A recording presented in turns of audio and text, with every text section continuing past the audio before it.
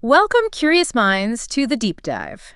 Today, we're taking a full plunge, not just dipping our toes in, to a topic that's as ancient as storytelling itself, yet it's fundamentally transforming how we learn right now in the 21st century. Think about it for a second. Stories. Yeah. From the earliest myths, whispered around a fire, to epic sagas, blockbuster films, even just the stories we tell about our day. They're just fundamental. Absolutely fundamental. Roland Barthes, the linguist, he put it so well. He said, narrative is present at all times, in all places, in all societies. Narrative starts with the very history of mankind. It's profound, isn't it? Woven into everything. Totally, across every culture, every era. And you're right, it's not just for fun, not just settling down with a book. Researchers, in cognitive psych and education, they see stories as a core way we reason. How we actually think. Yeah, how we represent things in our minds, how we frame our own experiences even.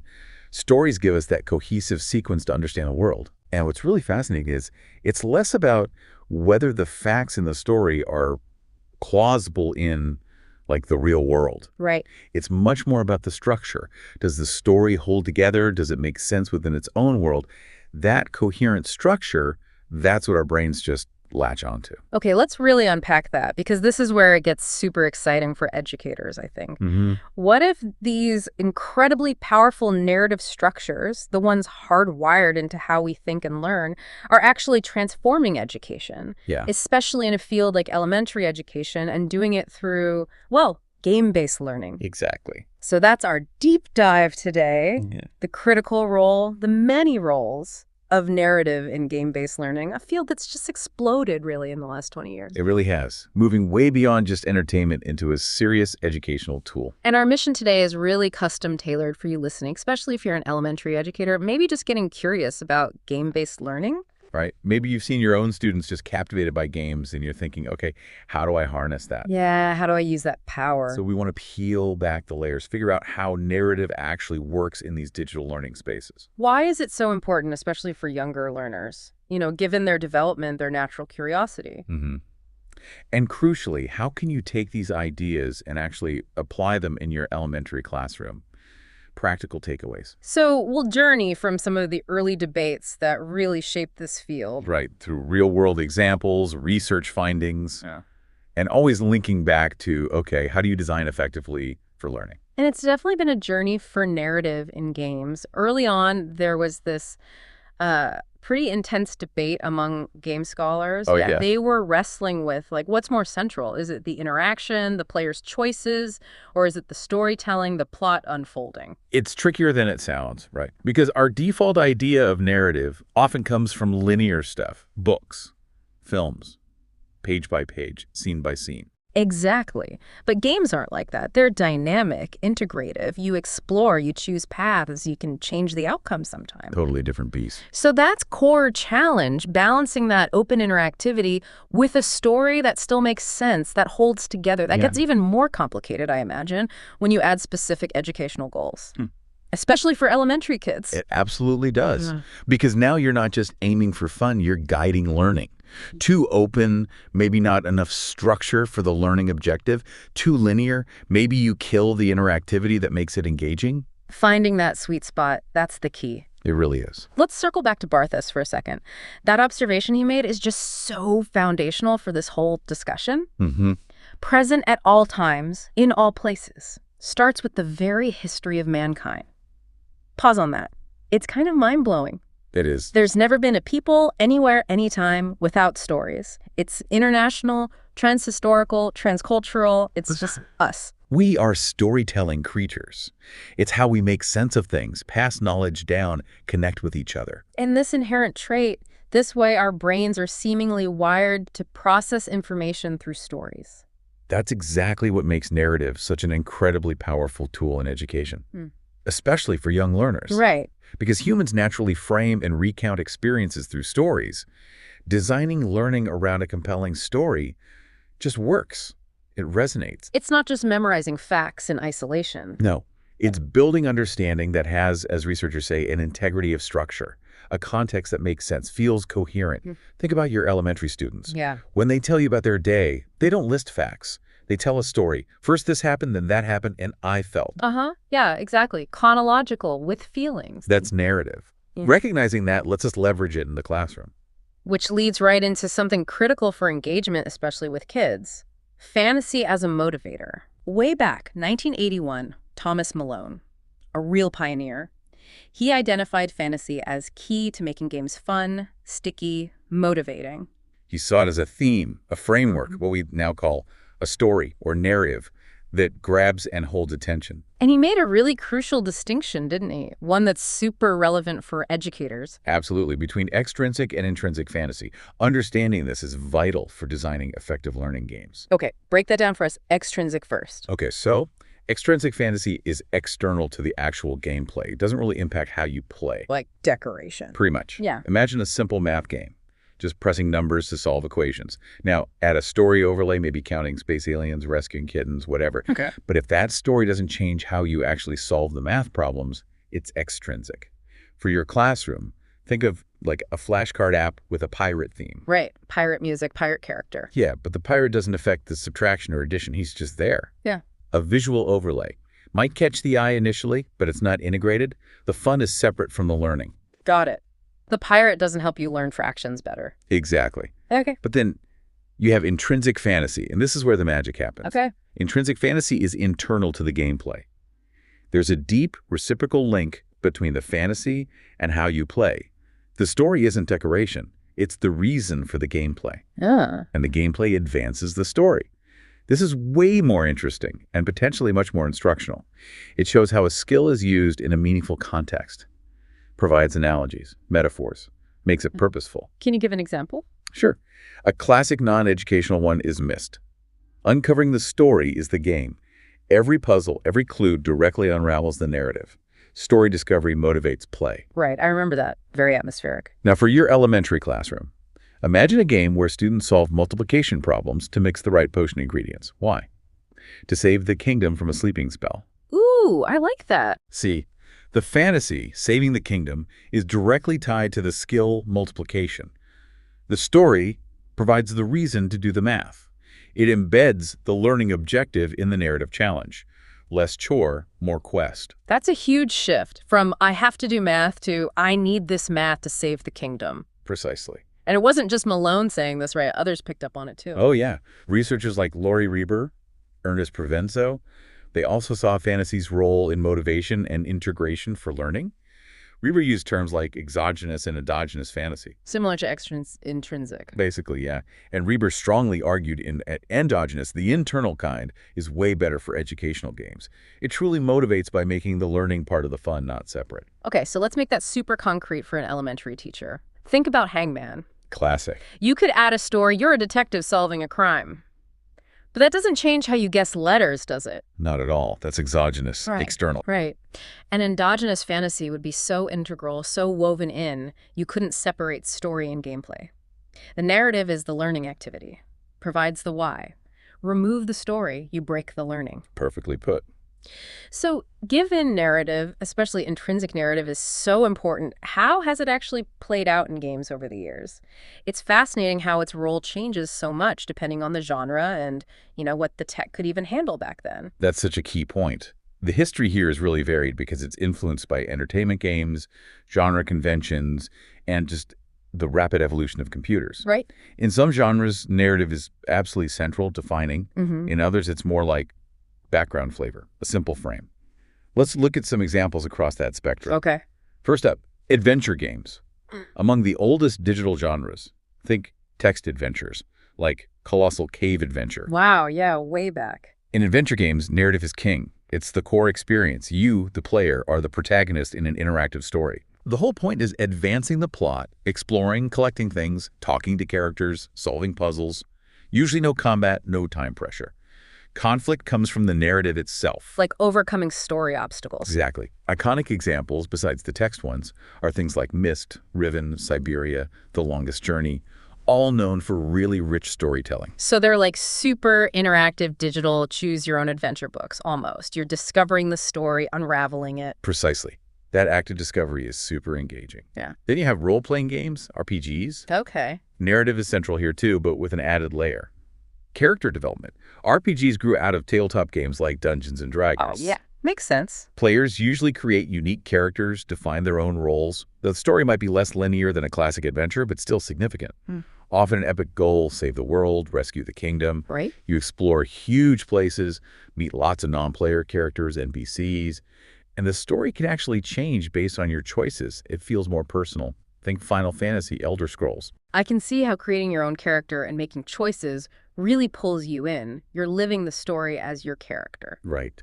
That personal stake, that agency is incredibly motivating.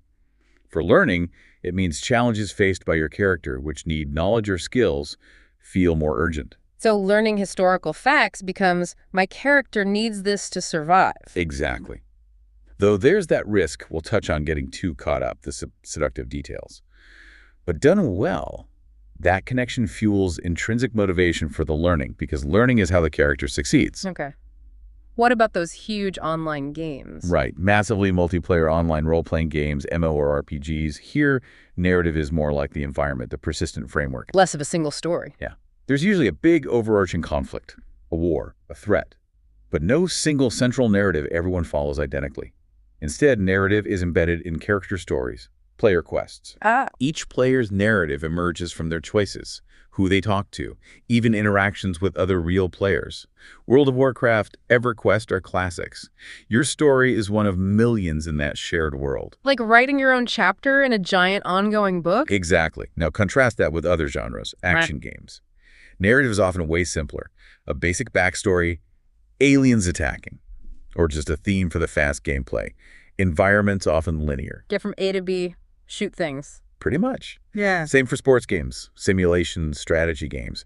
Narrative is less defining, more a framework for conflict or goals.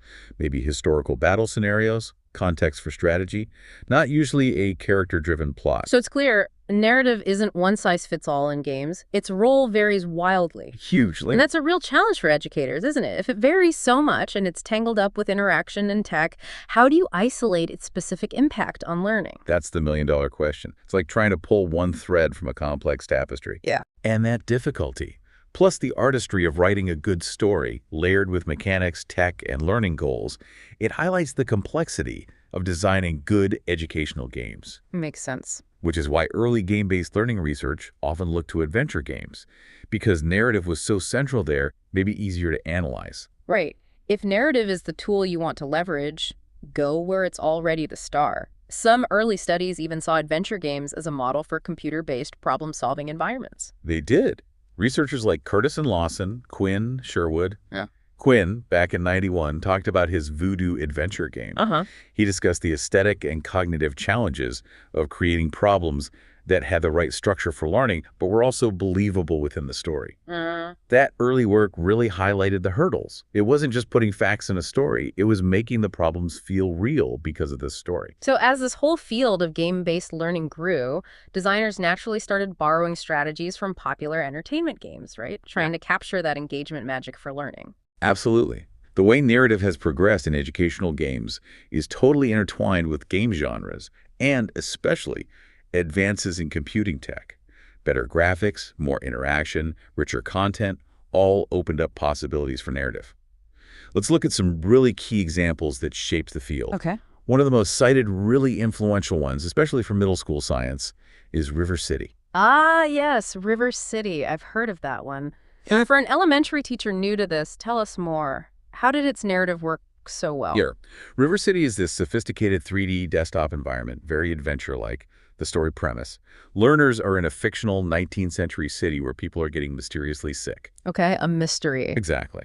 Students form research teams, and using this clever narrative device, they travel back in time, but bringing their 21st century science skills. Their mission, investigate the illnesses, collect data, test hypotheses. Cool concept. How do they play? They get an avatar, move freely in this immersive 3D world, explore neighborhoods, gather data by observing, talk to virtual citizens who are characters in the story, look at old records. They could even choose different times of year to collect data, adding complexity. Wow. And all this interaction with people, objects, the environment directly supports that narrative about the health crisis. And that intrinsically drives the problem-based science learning. The learning goal emerges from the story problem. That's a fantastic example of intrinsic narrative. So for an elementary class, maybe students are junior park rangers investigating why the school pond is murky, why the ducklings seem sick. Perfect analogy. They could interview virtual animals in the game for clues, Yeah. collect water samples using simple virtual tools, form theories, maybe too much fertilizer, litter. Yes. The problem, wrapped in that story, drives the science learning. They're not just learning about ecosystems, they're saving the specific pond. The narrative gives it urgency, relevance. It makes the learning personal. Okay, what's another example? Another really interesting one, especially for its unique narrative approach, is Murder on Grim Isle by Michelle Dickey, designed for older students, grades 9-14, for argumentation writing. But the principles are super relevant for elementary learners tackling complex ideas too. A murder mystery for language arts. Sounds like digital Clue for school. Kinda. It starts with a classic whodunit backstory, prominent citizen murdered on fictional Grim Isle. Learners are cast as investigators. Probe the crime scene, other locations, find the culprit. Okay. As they explore, they collect evidence, clues, statements, documents, all designed to help them build and support arguments about the crime, using established models for argumentation. How does it draw them in? It starts strong. A dramatic video. Yeah. Dark mansion, stormy night, sounds of anguish, sets the mood. You're an investigator, sent to probe the murder of this wealthy attorney environmentalist. There's a feud between families, you get digital search warrants, there's even a hurricane coming. Adds urgency. Wow, great immersion. Yeah. But what's unique about its narrative for learning argumentation, usually in a mystery, you want the answer. And here's the key difference, a really powerful insight for educators. Murder on Grim Isle deliberately does not have a single solution. Really? Yeah. While it uses mystery tropes, boot print matches boots in suspect's home, etc., learners uncover evidence suggesting multiple possible scenarios, multiple potential culprits. Your interpretation, your argument about who did it and why, depends on the evidence you find, where you look, how you weigh things. This lack of one right answer is purposeful. Why? To keep learners focused on the goal, developing strong evidence-based arguments and counter-arguments. Not just racing to find a prescripted answer to win. The process of arguing is the learning goal, not solving the mystery itself. That is brilliant for elementary kids learning persuasive writing or critical thinking. Instead of a generic essay, they're classroom detectives on the mystery of the missing crayons. Collect evidence, classmate statements, crayon shavings, a note, analyze it, weigh it, build an argument to convince a jury of peers, multiple valid arguments possible. Fosters thinking, evaluating evidence, communicating effectively, not rote answers, building a case. Precisely. That's the power. And our third case study, Quest Atlantis, takes this rich narrative idea even further. It's a prime example of extended narrative, spanning multiple interconnected 3D worlds. Even bigger. How does that work? Yeah, it's sprawling. Like the others, you get an avatar, move through narrative-based 3D worlds, interact with others, characters, objects, data, the big story. An ambitious environmental inquiry. Okay. The people of Atlantis, despite being advanced, face ecological disaster. Their world is dying. Learners become saviors, helping restore Atlantean knowledge and environmental balance through quests accessed via a portal called the OTAC. So lots of mini missions within a big story. Exactly. And what's really notable is how extensive the narrative is. It spans different 3D worlds, each with its own challenges. But it also integrates other media videos, collectible trading cards with lore, digital comics that deepen the backstory. Yeah. Creates this rich, persistent, evolving experience. That shows how huge a narrative can be, connecting learning over time. Imagine a school doing a year-long Eco-Heroes project. Yeah. Students explore virtual zones, playground, cafeteria, garden. Each zone has quests, reduce waste, attract pollinators, overarching story, saving our school's environment. They collect data in digital journals, talk to virtual experts, present findings maybe via class videos or comics that become part of the ongoing school lore. A whole curriculum wrapped in a compelling, extended, relevant narrative. It's powerful stuff. These case studies really paint a picture of the potential. But you mentioned earlier, a lot of the early work was more about how narrative might be designed, right? Less about rigorously measured impact, more speculative. That's right. Early on, researchers like Sherwood in '91 were looking at adventure game narratives and thinking, could this motivate reading comprehension, problem solving? Others in the late '90s explored storylines as frameworks for training scenarios. There was this strong gut feeling, this intuition about narrative's potential. The hard data was still coming. Exactly. We were asking, could this work? before we'd fully measured how well does it work and for whom. Then researchers like Amory started identifying key elements. Their 99 study found graphics, sound, and storyline were crucial not just for fun, but for fostering visualization, logic, memory. And that informed Emory's later game object model, the GOM, linking constructivist learning theory to game design, where learning objectives drive everything: space, elements, narrative. Yeah, Emory really emphasized designing narrative social spaces where learners are transformed through exploration. It's about transformation, not just delivering content. So transformation through exploration, I like that. And Michelle Dickey's work from 2005 to 2015 really built on that. She showed how specific things, backstory, cutscenes, plot hooks, frame engagement, and provide a cognitive framework for problem solving. She also looked at MMORPGs, how their structure of smaller quests within a big narrative could align with different learning objectives. Flexible, yet cohesive. Many stories within the epic. Okay, so if that was the speculation and design phase, what did the research actually find when they started measuring impact? Remembering, like you said, the terms themselves evolved. Narrative used to be fantasy scenario. Game-based learning was adventure games, virtual worlds. Right, the language reflects our growing understanding. When we look at the measured impact, we can break it down through a few key lenses, and the findings are really compelling for educators. Okay, let's start with cognitive impact. How does narrative affect thinking and learning? Okay, cognitive impact. Research from big projects like Quest Atlantis, especially their Taiga Park world, was significant. Studies found students participating in that rich narrative developed a rich perceptual, conceptual, and ethical understanding of science. Wow, not just facts. No, it came from actively engaging with complex, real-world environmental problems, understanding their socioeconomic dynamics within the story. The narrative turned abstract concepts into actionable processes for inquiry, made learning feel authentic. And Crystal Island, you mentioned that too. Yes, studies there showed something really interesting. Students with more prior knowledge got more engaged with the narrative. And here's the encouraging part for elementary teachers.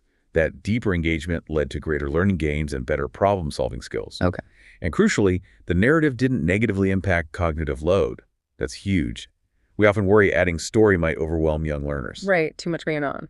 But this suggests a good story can help organize information, making it easier to process. It acts like scaffolding, providing context and purpose that aids memory, aids comprehension, without overwhelming them. That is really encouraging. And what about Murder on Grim Isle? Any cognitive findings there? Yes. Dickey's 2010 research found powerful transfer. Students successfully took their game-based argumentation skills and applied them effectively in regular classroom writing assignments. Wow, actual transfer. Imagine your elementary students practicing persuasive skills in a game, then using those same skills to write a letter to the principal or prep for a class debate. That bridge between game and classroom, that's the gold standard. Definitely. Okay, so cognitive benefits are clear. What about motivational impact? We know fantasy motivates, but is it always good motivation? That's a critical question and a necessary caution. Motivation and engagement are vital, obviously. We want kids eager to learn. But engagement doesn't automatically equal learning if kids are engaged with things unrelated to the learning goals. Researchers have seen students super engaged in a game, but not paying attention to the actual learning part. Like being mesmerized by cool graphics that have nothing to do with the math? Exactly. The game can be fun, but if the learning isn't central to the fun, if it's just a seductive detail or a superficial layer, the educational benefit might be minimal, or even negative if it distracts. That's the pitfall, seductive details. It's a design challenge. But when done well, narrative is a powerful motivator because it provides that compelling mode of inquiry. Right. In River City, Quest Atlantis, Crystal Island, Murder on Grim Isle, a central problem was woven into the story. Learners were protagonists who had to solve something. Real consequences were at stake: illness, environmental disaster, and unsolved murder. High stakes within the story. Yes. That problem-driven narrative fueled intrinsic motivation through exploration and inquiry. It required them to gather data, test hypotheses. For elementary kids, it provides the why. Math problems to save the class pet, reading to unlock treasure, makes learning intrinsically motivating. But you got to watch those seductive details. Absolutely. Now, what about the feelings side? Affective impact, emotions, engagement. Often overlooked, but so important. Emotions drive attention, which impacts memory and learning. We don't learn in neat little boxes. Cognitive, emotional, social are all intertwined. Makes sense. Measuring emotions is tricky, sure, but we can't ignore them. Quest Atlantis research showed its narrative impacted emotions, enhanced engagement, especially with relatable characters or causes kids cared about. Same with Murder on Grim Isle engagement grew when the narrative evoked curiosity, urgency, maybe even a little apprehension. This is huge for elementary kids. Feeling empathy for a virtual character, a struggling classmate, a sad animal needing help makes learning way more meaningful and memorable than just memorizing stuff. Because a personal mission gives them that deeper why, which connects beautifully to sociocultural impact. Learning is a social thing. Vygotsky, right? Zone of proximal development. Exactly. Learning through social interaction, culture. And game design can leverage this. Findings from River City, Quest Atlantis, Murder on Grim Isle show narrative design fosters learning through social interactions. How so? Well, the narrative provided natural reasons for dialogue. Learners discussed events, characters, strategies in the classroom or via game chat. It gave them a shared story to grapple with. Creates conversation starters, collaborative challenges. Precisely. A shared mental model. And narrative also created opportunities for scaffolding within that ZPD. Maybe virtual characters gave hints, or records, documents, objects in the game provided guidance. Crystal Island had lab resources. Murder on Grim Isle's evidence prompted exploration. So the game itself provides the help needed. In a way, yes. For elementary kids who learn so much from each other, these games create those natural interactions. The narrative can embed the teacher's helper, or expert peer, right into the game, via characters or clues, guiding learners as they work together on the narrative problem. Guided discovery baked into the story. Okay, but let's circle back hard on that seductive details caution, because that seems really critical for teachers. It absolutely is. It's not a flaw in game-based learning itself, but a crucial design challenge. If game mechanics or story bits aren't intrinsically linked to the learning, they can become distractions. Right. For your elementary classroom, if your Save the Planet game has amazing animations of cool creatures, but they have zero to do with the science content about ecosystems. Kids might just watch the creatures instead of learning the science. Spending time on the fun part, not the learning part. Exactly. The wow factor has to serve the educational goal, not just be entertainment for its own sake. The fun and the learning have to be truly, deeply linked by the narrative. Engaging with the story must be engaging with the content. Okay, so taking all this research, these examples, what does it mean for actually designing effective narrative in games, especially for elementary classrooms? Seems like there's no magic formula, but definite common threads emerge. You're right. No silver bullet, but powerful patterns. One really basic one, true for any good story. Conflict. Stories need conflict. And in a successful GBL research, a lot of the narratives were mystery-based or problem-based inquiries.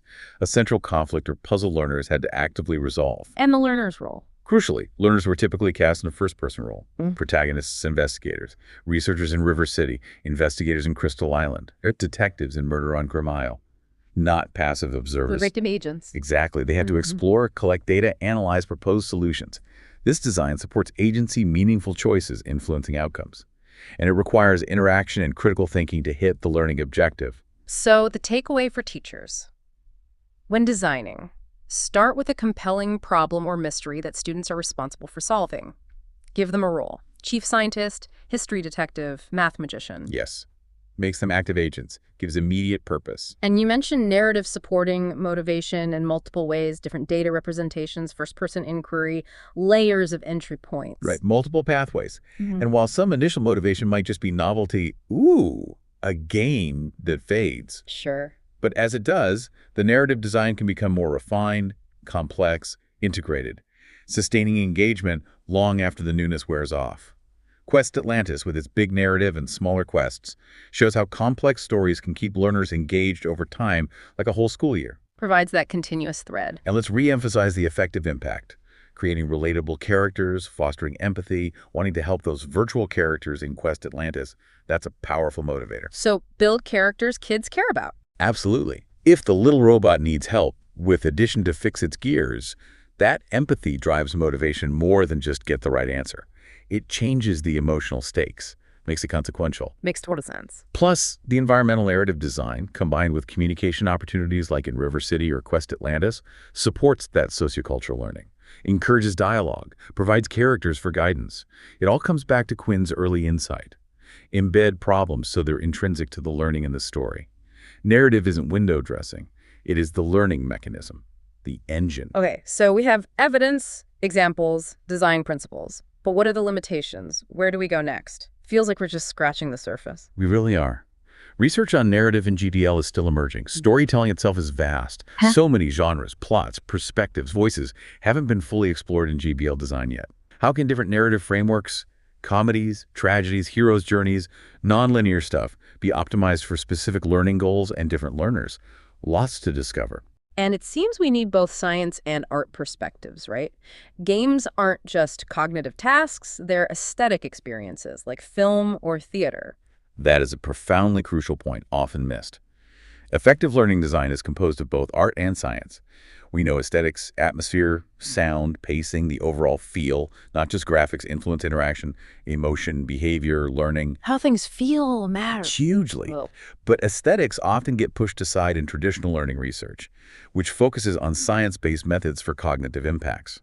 Those methods often miss the subtle power of aesthetic elements central to artistic media. so for elementary kids, It's not just what the game teaches, but how it feels. The visual appeal, the sounds, the atmosphere, the wonder or mystery. These aren't necessarily seductive details. They might be crucial elements enhancing engagement, emotional connection, even how well kids learn. It's about making learning truly enjoyable, immersive, artistically resonant. Hashtag outro. So, bringing it all together for you, our elementary educator listeners. Game-based learning environments are complex systems. Setting, agency, mechanics, interaction, all interwoven. Narrative isn't separate, it's a fundamental thread, deeply integrated into the design, the scaffolding, the motivation, even the learning goals themselves. Precisely. In well-designed educational games, narrative is inseparable from mechanics, player positioning, character design. Even as the research evolves, it's undeniably a critical, fascinating area for inquiry in game-based learning. It's the connective tissue that makes learning resonate. And as you think about your classroom, here's a final provocative thought.